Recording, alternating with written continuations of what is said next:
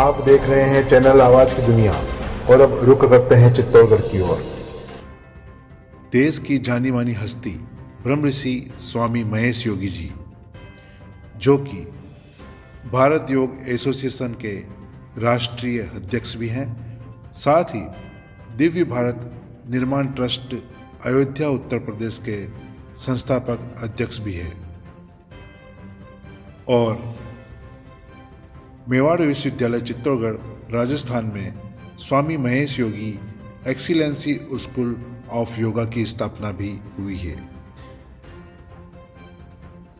मेवाड़ विश्वविद्यालय में इनका पधारना हुआ और इनसे हमने खास बातचीत की, तो पेश है आपके लिए विशेष बातचीत पर आधारित कार्यक्रम। आज के मेहमान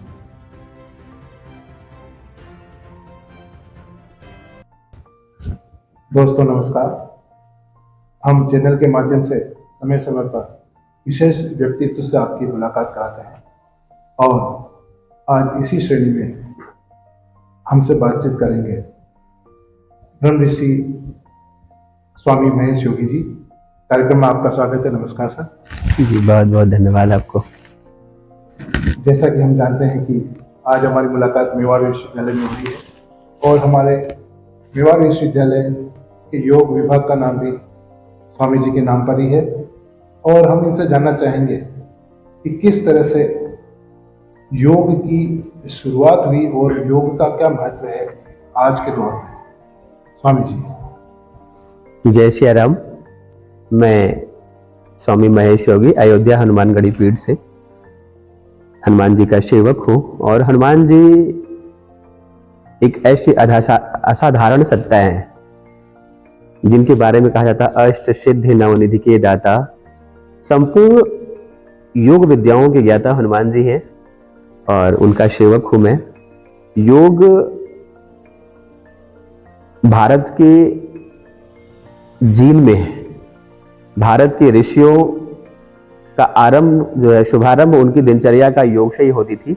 योग हमारी इतनी पुरातन विरासत है जिसके बारे में अगर कहा जाए जिस तरह से सृष्टि संचार हो रहा है उसी तरह से योग का प्रादुर्भाव हुआ, क्योंकि ब्रह्म की सत्ता जो है वो योग पर ही निर्भर है।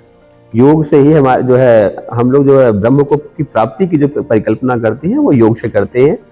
आज जो वर्तमान समय में योग की स्वरूप दिखाई पड़ रही है वो थोड़ी सी भ्रामक है, क्योंकि जो हमारी प्राचीन सत्ताएं रही हैं, ऋषि परंपरा रही है, हमारे ऋषियों का मुख्य आधार ही था योग, तप, साधना, पुरुषार्थ, शोध, वो सब योग से ही था। क्योंकि जब हम साधना में आते हैं तो हमें तत्व ज्ञान की प्राप्ति होती है। विद्यालयों में हम आकर के भौतिक ज्ञान की प्राप्ति करते हैं और तत्व ज्ञान की प्राप्ति हम साधना में जाकर के करते हैं। जैसे भगवान जो है महात्मा बुद्ध जी ने कहा अपदीपो भव, अपने दीपक को जला, अपनी अंतःकरण को जगाइए, प्रकाशित करिए। स्वामी विवेकानंद जी ने कहा कि स्वयं जागो। स्वयं को जागने का आशय ये था कि हम वाह्य चक्षु से समाज को देखते हैं और हमारा जो त्रिनेत्र है, आज्ञा चक्र है, उससे हम स्वयं को देखते हैं। तो आज्ञा चक्र हमारा बंद पड़ा होता है, हम वाह्य चक्षु से केवल समाज में भ्रमित होते रहते हैं और स्वयं को जानने की कोशिश नहीं करते।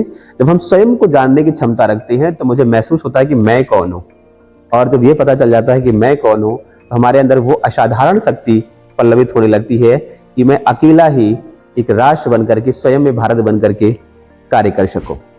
और इसके लिए विशेष तौर पर हमें ध्यान करना चाहिए, मेडिटेशन करना चाहिए, क्योंकि ध्यान की शक्ति सबसे प्रबल शक्ति है।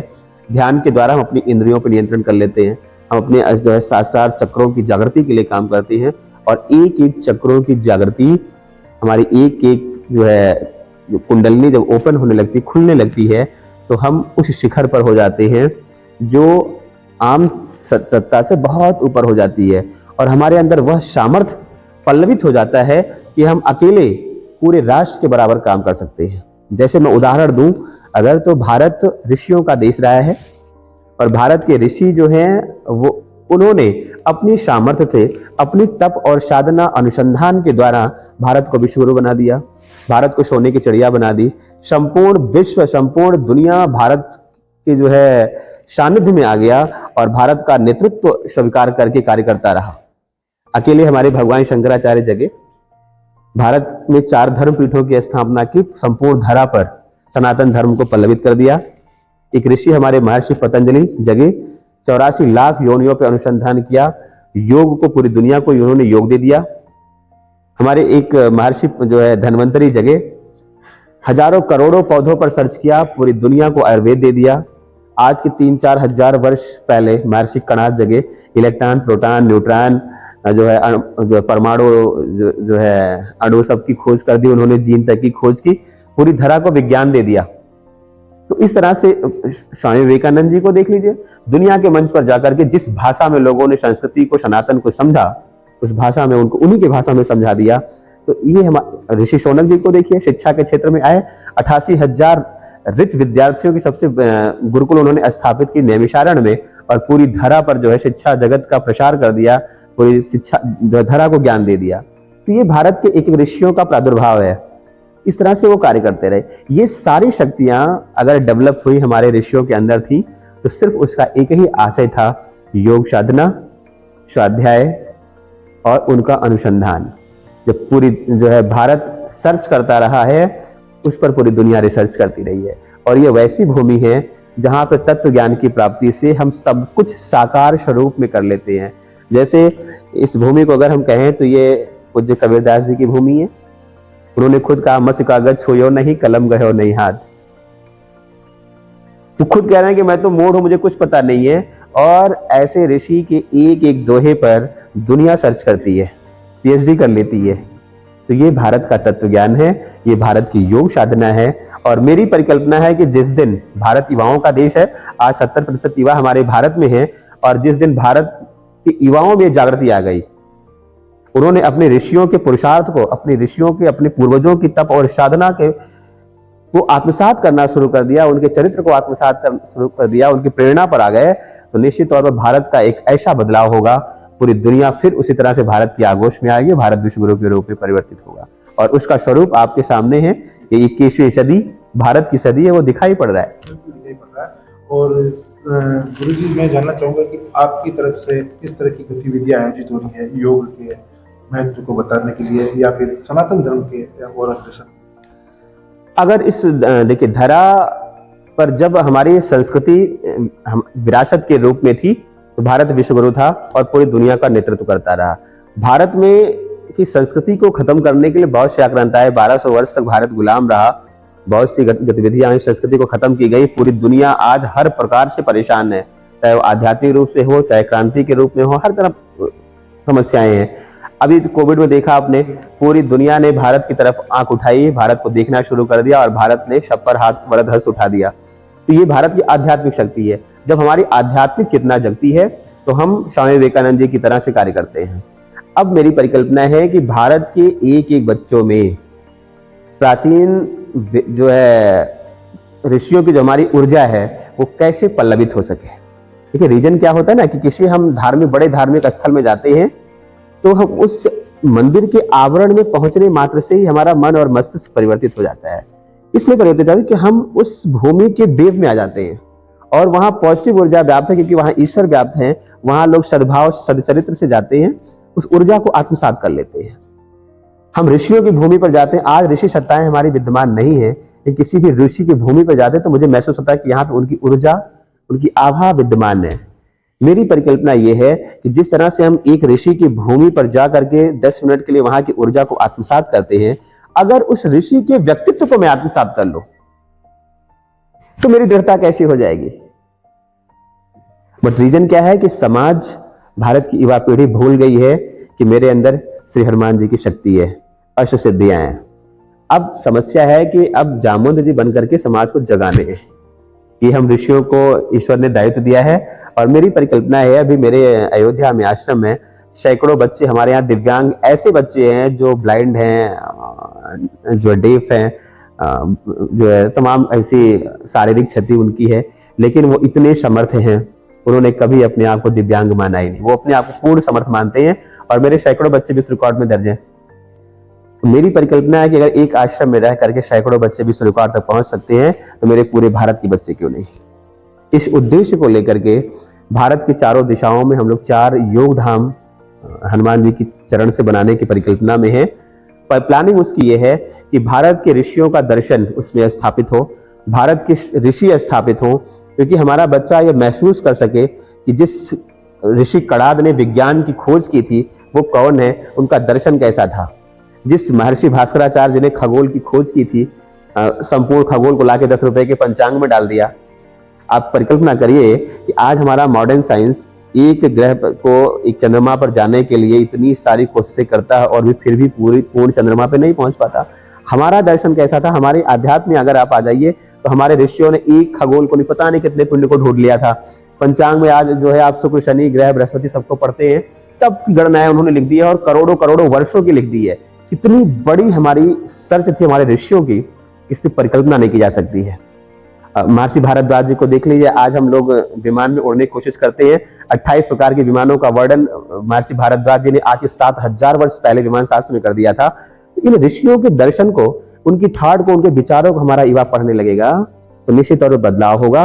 इसीलिए हम सबकी परिकल्पना है कि हमारे यहाँ प्रमुख रूप से जो है संचालन के लिए 2 चीजों की आवश्यकता है, एक आध्यात्मिक शक्ति और एक ज्ञान की शक्ति। कि दोनों शक्ति जब हमारे पास हो जाएंगी तो हम विश्व की सर्वश्रेष्ठ शक्ति बन जाएंगे। और इन दोनों शक्तियों की प्राप्ति का सिर्फ एक ही मार्ग है, योग। तो मेरी परिकल्पना है कि भारत के चारों दिशाओं में योग धाम की स्थापना हो। इस उद्देश्य को लेकर के हम लोग पूरे भारतवर्ष में चल रहे हैं और हम लोगों ने तो अभी चिन्हित भी करा दिया है। पश्चिम भारत में, गुजरात में रुद्रधाम की स्थापना, उत्तरी भारत जम्मू कश्मीर में हनुमत धाम, दक्षिणी भारत केरला में रामेश धाम, पूर्वी भारत मेघालय में पिगाच धाम। और भारत की सारी जो आध्यात्मिक शक्ति पुंज हैं उन सब की स्थापना के लिए हम लोग प्रकल्प में है कि 4 धाम, 12 ज्योतिर्लिंग, 51 शक्तिपीठ अपनी, उनकी स्थापना इन जो है धामों में हो, जिससे वो ऊर्जा के रूप में बिल्कुल परिपक्व हो, धाम हो और सारे देवस्थलों की ऊर्जा वहां पे समाहित हो जाए। भारत के 321 ऋषियों को हम लोगों ने चयनित करके उनके नाम का चयन किया है। उन पे अभी मेरी बायोग्राफी भारत ऋषि ज्ञान इंसाइक्लोपीडिया लिखी है मैंने। भारत के सारे विश्वविद्यालयों तक पहुंचा भी रहे हम और उन सभी ऋषियों की विग्रह को हम लोग स्थापित कर रहे हैं, ऋषि धाम बना रहे हैं उसमें, कि भारत की जो न्यू जनरेशन आए और ऐसी उसकी जो डेवलपमेंट है पूरे आश्रम की बनने की प्लानिंग हम लोग की हो रही है कि वो एक ऐसा धाम हो जहां 100% ऊर्जा हो।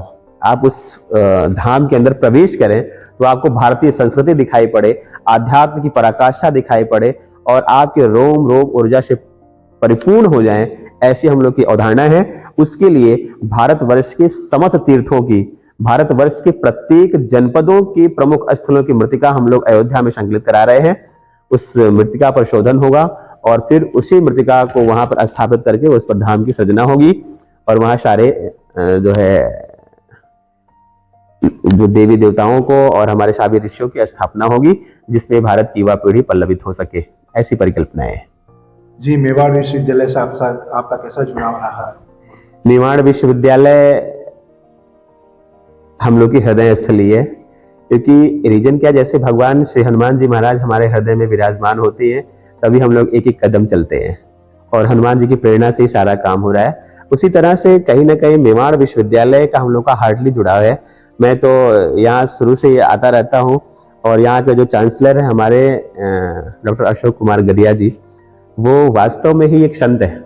मैं तो उनको इसीलिए संत मानता हूँ कि जिस तरह से मदन मोहन मालवीय जी ने, जो भारत के एक महान महापुरुष हैं, और उन्होंने एक झोला उठाया और धीरे धीरे करके एक बूंद बूंद को इकट्ठा करके एक काशी विश्वविद्यालय बना दिया और आज पूरा भारत, पूरा विश्व वहाँ से पल्लवित हो रहा है, वहाँ की नई जनरेशन पल्लवित हो रही है। उसी तरह से मैं इनको देख रहा हूँ, जो गदिया जी को भी इन्होंने एक जो है प्राइमरी पुंज से शुरू किया, आज इतने बड़े वटवृक्ष को उन्होंने शिक्षा जगत में तैयार कर दिया है, जिससे पूरे विश्व के लोग, अभी मैं इस विश्वविद्यालय में देखा 29 देशों के बच्चे यहाँ पे अध्ययनरत हैं। तो कहीं ना कहीं जो भारतीय संस्कृति, भारत की शिक्षा पद्धति और भारत का दर्शन, भारतीय ऋषियों के आदर्श इस विश्वविद्यालय से पूरी दुनिया में जा रहे हैं। पूरी दुनिया में हमारी संस्कृति पल्लवित हो रही है और उसका एक श्रेय गदिया जी को भी है, उन्होंने बहुत अच्छा काम किया है। तो जो भारत के ऋषियों की परंपरा रही है, जिस तरह से भारत के ऋषियों ने निकल करके पूरी दुनिया में पुरुषार्थ किया और भारतीय संस्कृति पल्लवित हुई है। सनातन धर्म को बढ़ाया और सनातन धर्म से पूरी दुनिया को लाभ मिला। आज वो लाभ कहीं ना कहीं विश्वविद्यालय देने का काम कर रहा है, वो साधुवाद का पात्र है। मैं भगवान श्री हनुमान जी से भी आराधना करता हूँ कि उनकी भी कृपा विश्वविद्यालय में हमेशा बनी रहे और यहाँ से पल्लवित होकर बच्चे पूरी दुनिया में धर्म का प्रसार करें। क्या अपील करना चाहेंगे दर्शकों को आप योग और ध्यान के बारे में? मेरी कामना यह है कि अगर इस धरा को संरक्षित रखना है तो धर्म जिंदा रहना चाहिए, धर्म के प्रति सबकी आस्था होनी चाहिए और हम धर्म की रक्षा तब कर सकते हैं जब स्वयं की रक्षा हो सके। इसलिए सबसे महत्वपूर्ण हो जाता है, हमारा शास्त्र भी कहता है कि स्वस्थ शरीर में स्वस्थ मस्तिष्क का निर्माण होता है। तो हमें स्वस्थ मस्तिष्क बनाने के लिए सबसे पहले शरीर पे ध्यान देना होगा। शरीर और मस्तिष्क दोनों की कनेक्टिविटी होती है। हम अपने आश्रम में बच्चों पे 4 साधनाओं के बारे में हम बहुत विशेष जिक्र करते हैं। सहस्त्रार्थ चक्रों में हम 4 चक्रों की मेरी साधना चलती है। मूलाधार जो है आज्ञा चक्र, सहस्त्रार्थ, अनाहत और मूलाधार। आज्ञा चक्र पे हम ध्यान करने मात्र से, जैसे एक सोलर पिंड में भगवान सूर्य की ऊर्जा को संग्रहित करते हैं आप, जितना आप संग्रहण कर लीजिए उतने आप बल्ब जला सकते हैं, उतने आप अंधेरे कमरों में प्रकाश ला सकते हैं। उसी प्रकार से हमारा जो आज्ञा चक्र है, ये प्लेटली ग्रैंड, जिसको हम अपना सूर्य कहते हैं, ये हमारा ब्रह्म पिंड है। ब्रह्म पिंड में हमारा सूर्य है और जब हम सूर्य पर ध्यान को केंद्रित करते हैं, जैसे आप इस कमरे में प्रवेश कर रहे हैं और पूरा अंधेरा है, आपने एक स्विच ऑन कर दी, प्रकाश आ गया। तो ये मेरा जो शरीर है, मेरे शरीर में यहाँ पे एक स्विच है मत्थे में, जिसको हम आज्ञा चक्र कहते हैं। इसको स्पर्श करने मात्र से हमारा ये बल्ब जल जाता है, अंतःकरण का सूर्योदय प्रदीप्त हो जाता है और पूरे शरीर को एनर्जी मिलने लगती है। अब हम ध्यान मार्ग से इस शरीर में जितनी भी चाहें उतना एनर्जी स्टोर कर सकते हैं, जैसे सूर्य से सोलर पैनल में स्टोर किए, और अपने शरीर में उतनी ऊर्जा प्रस्फुटित कर सकते हैं। तो हमें अगर ऊर्जा चाहिए, आप सोचिए कि मुझे 2 दिन तक निद्रा न आए, मुझे इतनी एनर्जी चाहिए, 2 दिन भूख न लगे, इतनी एनर्जी चाहिए, तो आप अपनी आज्ञा चक्र को स्पर्श करिए और ध्यान मार्ग से अपनी ऊर्जा को स्टोर करिए। दूसरी चीज, एक डॉक्टर आता है, मेरी एक नाड़ी को पकड़ता है, मेरी बीमारी को ठीक करता है। अब सपोज करिए कि वो डॉक्टर से क्या, मेरी इस नाड़ी में जो अवरुद्धियां थी, चाहे वो ब्लड सर्कुलेशन की रही हो, चाहे वायु संचार की रही हो, उसको दूर करने के लिए कैप्सूल देता है। वो मेडिसिन हमारे अंदर गया, खुला वाश बन के सारे नाड़ियों तक पहुंच गया और मैं चैतन्य हो गया। हम लोग मूलाधार पर ध्यान करते हैं। मूलाधार हमारी गुहा द्वार पर होती है। स्पाइन का जो निचला हिस्सा है वो मूलाधार का होता है, रेड कलर्स होते हैं उस पे। हम अपनी आज्ञा चक्र का ध्यान वहां पे ले जाके केंद्रित करते हैं। जब हमारे सूर्य का प्रकाश मूलाधार में पड़ना शुरू हो जाता है, तो जो मेडिसिन अभी लिया मैंने, उसकी एनर्जी हमारे एक नाड़ी को संचरित कर दी। अब हमारे सूर्य का जो प्रकाश है मूलाधार में पड़ रहा है, तो हमारे वो इणा पिंगला सुषुम्ना से होते हैं शरीर के 72,000 नाड़ियों को प्रदीप्त करता है। अब हम एक साथ एक ध्यान मात्र से 72,000 डॉक्टरों के बराबर काम कर रहे हैं, क्योंकि हमारी 72,000 नाड़ियां प्रदीप्त हो रही हैं। उनकी ब्लड फ्रीक्वेंसी जो है, उनकी वायु संचार बिल्कुल व्यवस्थित हो गई। पूरी बॉडी हमारी एक एक नाड़ियां सक्रिय हो गई। अब हमारे पास अचेतन अवस्था का कोई विकल्प ही नहीं रह गया। अब हमारे पास जो है नर्वस सिस्टम में कोई समस्याओं का कुछ प्रकल्प ही नहीं रह गया। ठीक है, अनाहत पे आ जाते हैं। अनाहत हमारा संकल्प सिद्धि का मंत्र यहाँ पे जो है कारण बनता है।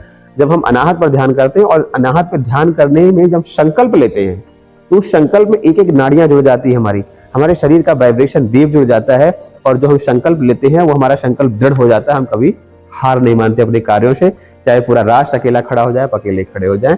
इतनी साहस हमारी संकल्पनाएं भर देती है। और इन सब की सिद्धि पूर्ण कब होती है? जब हम सहस्त्रार्थ पे आ जाते हैं। यहाँ हमारे 32 ऐसे मैग्नेट पॉइंट होती हैं जो प्रकृति से हमारी कनेक्टिविटी होती है। जैसे भौतिक जगत में देखें तो पिता और पुत्र का डीएनए जुड़ा हुआ होता है, तो अगर हम आध्यात्मिक रूप से देखें तो आत्मा और परमात्मा का डीएनए जुड़ा हुआ होता है। तो हमारी जो कुछ पूर्ति हम अपने भौतिक पिता से ले लेते हैं, अगर हम अच्छे कार्य में होते हैं, तो अगर हमें आत्मिक रूप से किसी चीज की पूर्ति होती है तो हम परमात्मा से ले लेते हैं। जैसे अगर आपको दूसरे पर्सन से वार्ता करनी है, तो आपने मोबाइल उठाई और मोबाइल में नंबर डायल किया, मोबाइल सैटेलाइट से कनेक्ट हुई, और सैटेलाइट से जाने के बाद वो आपकी मेमोरी को पढ़ा, जिसको आपने डायल किया उनसे वार्ता करा देती है। अब ये प्रकृति का डिवाइस है, प्रकृति की मोबाइल समझ लीजिए इसको, प्रकृति की बनाई डिवाइस है। प्रकृति का एक सैटेलाइट ऊपर है जिसको हम ब्रह्मांड कहते हैं। आप इस सैटेलाइट, इस डिवाइस को ब्रह्मांड से कनेक्ट कर लीजिए। अब ब्रह्मांड में जो ब्रह्मपिंड में ईश्वर बैठा हुआ है वो सोचता है कि ये बच्चा चाहता क्या है और वो उस चीज की पूर्ति कर देता है। तो ये हमारी कनेक्टिविटी है, जो आध्यात्म कनेक्टिविटी है। जब इस कनेक्टिविटी पर हमारा भारत उतर जाएगा तो आज मेरी पूरी प्लानिंग चल रही है भारत के सारे विश्वविद्यालयों में, भारत के सारे विद्यालयों में, भारत के हर एक जनपद में हम लोग डिवाइस बीएस से वहां के कुलपति सबसे कनेक्टिविटी कर रहे हैं कि भारतीय ऋषि परंपरा का प्रादुर्भाव हर एक विद्यालय में हो। हमारी वैष्णव परंपरा क्या है, हमारी सनातन की परंपरा क्या है, हमारी संस्कृति क्या थी, हमारे ऋषियों की विचारधारा क्या थी, ये सारी बातें हमारे विश्वविद्यालयों तक, विद्यालयों तक पहुंचे और हमारा जो आने वाला जनरेशन है उसके जीन में परिवर्तन हो, उसके जो है डीएनए में आध्यात्मिक परिवर्तन हो। उस विचारधारा से बच्चा हमारा खड़ा हो जाएगा तो हमें किसी भी प्रकार की सभाओं का, किसी प्रकार की कथाओं का कोई जिक्र नहीं करना पड़ेगा। भारत की धरा पर पुनः ध्रुव, लवकुश, एकलव्य, प्रहलाद का जन्म होने लगेगा, भारतीय संस्कृति परिवर्तित होगी और एक नया अभ्युदय भारत का होगा, भारत विश्व गुरु बनेगा, जिसकी स्वरूप आपको दिखाई पड़ रही है। और ये बहुत दूर नहीं है, बस 1 से 2 दशक में भारत पुनः विश्व गुरु के रूप में स्थापित हो रहा है। स्वामी महेश जी योगी साहब, आप कार्यक्रम में आए, इतनी अच्छी जानकारी दी हमारे दर्शकों को, इसके लिए बहुत बहुत आभार, धन्यवाद सर। जी बहुत धन्यवाद आपका, सभी को साधुवाद। श्री हनुमान जी कृपा बनी रहे।